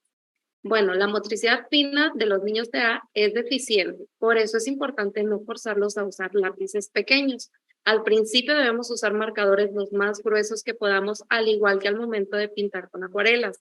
Deben ser pinceles muy gruesos. En muchas ocasiones los niños con TEA no trabajan, no porque no quieren, es más bien porque no pueden. A ellos se les dificulta tomar un lápiz delgado o un crayón pequeño. Hay ocasiones en que pintan con las manos y se niegan a usar pincel y eso está bien. Poco a poco se adaptan. O sea, son estrategias que el niño no tolera el lápiz, pues que pinte con los deditos, que use un pincel muy grueso, un crayón muy grueso, y pues esto puede favorecer las estrategias que se trabajan en la escuela o en la casa. Estas estrategias están redactadas tal cual nosotros al finalizar la atención realizamos un informe. Nosotros somos más del ciclo escolar.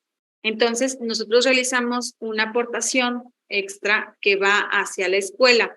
No se queda solamente en la atención directa a la familia, sino que se les dan sugerencias a los maestros de cómo pueden ellos trabajar en la escuela si les facilitan, ¿verdad? Entonces, los niños sabemos que no son exclusivos de un solo grado, de un solo maestro. Entonces, estas estrategias son generales para que cuando el niño logre la superación de una habilidad, pueda seguirlas trabajando constantemente para que no se vaya como un retroceso, sino que siempre se esté motivando a la superación de las dificultades. Y bueno, por eso damos por concluido lo que es la expresión sobre el tema. No sé si tengan alguna duda o algún comentario que quieran hacer, con gusto lo respondemos.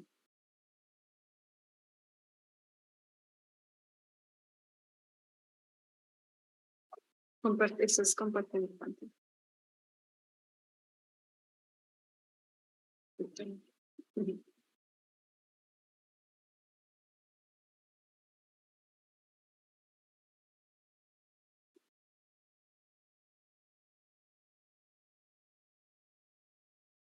Esta presentación se las van a estar compartiendo para que tengan a la mano pues, toda la información y incluso ustedes la puedan compartir también.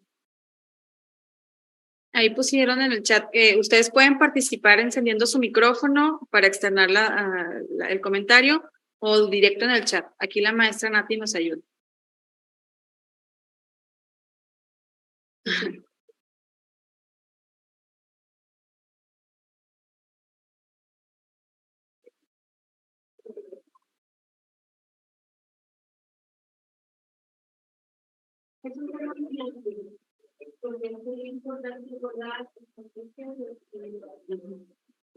Después va a haber cursos enfocados específicamente a estrategias ya en los diferentes niveles, tanto preescolar, primaria o secundaria. Realmente esto fue de manera muy general, compartiéndoles lo que a nosotros nos funciona en el día a día.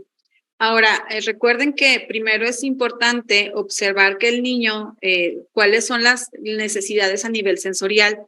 Si a nivel sensorial ya estamos solventando esas necesidades o esas conductas que están generando una disrupción, entonces, o una falta de atención o un retroceso en el aprendizaje, conforme nosotros vayamos normalizando toda la parte sensorial, vamos a ir propiciando que el niño logre aprender mejor, ¿sí? Que no se concentre en eso que le está ocasionando la alteración sensorial, sino más bien que pueda concentrarse en lo que nosotros como maestros o en lo que su maestro de grado le está enseñando. Por eso les quisimos dar primero el previo de la identificación de lo que ocasiona conductas disruptivas a nivel sensorial o a nivel de lenguaje.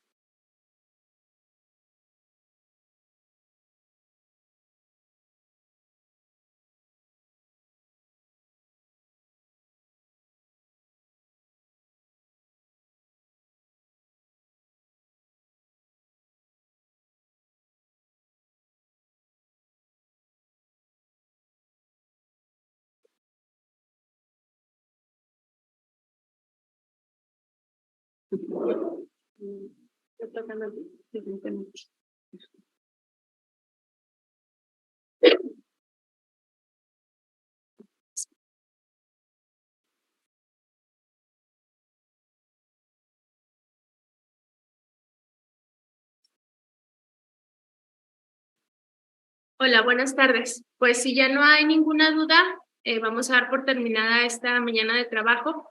Espero que haya sido de utilidad para ustedes. Acuérdense que, como lo dijeron al inicio de la charla, y ahorita lo comentó la maestra Betel, vamos por partes. Como quiera, ahorita nos dieron mucha información para que podamos hacer un buen diagnóstico, identificar la necesidad del niño. Independientemente si ahorita cuenta con un diagnóstico o no, podemos empezar a trabajar con lo sensorial, detectar lo que lo tranquiliza, lo que lo altera, tratar de mejorar su comunicación, su integración.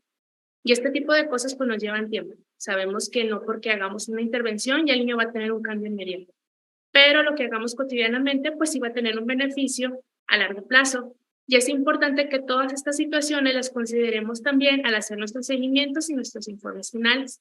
No todo es pedagógico, no todo es aprender matemáticas y lectoescritura. Este tipo de conductas, si vamos avanzando, ya estamos del otro lado. Entonces, pues les agradecemos mucho su atención, su disposición.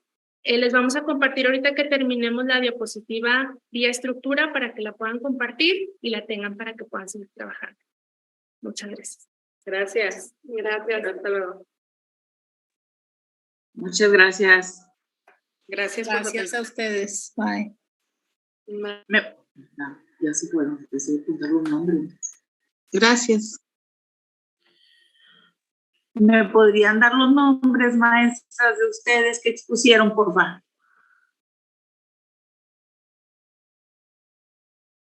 ¿Apaga el micrófono? Soy la maestra Nayeli Alvarado y la maestra Betel Saavedra. En la presentación viene como quieran los nombres, ahorita que se las pase. Va a quedar en YouTube registrada también, ¿verdad? Gracias. Sí. Gracias, muy amables.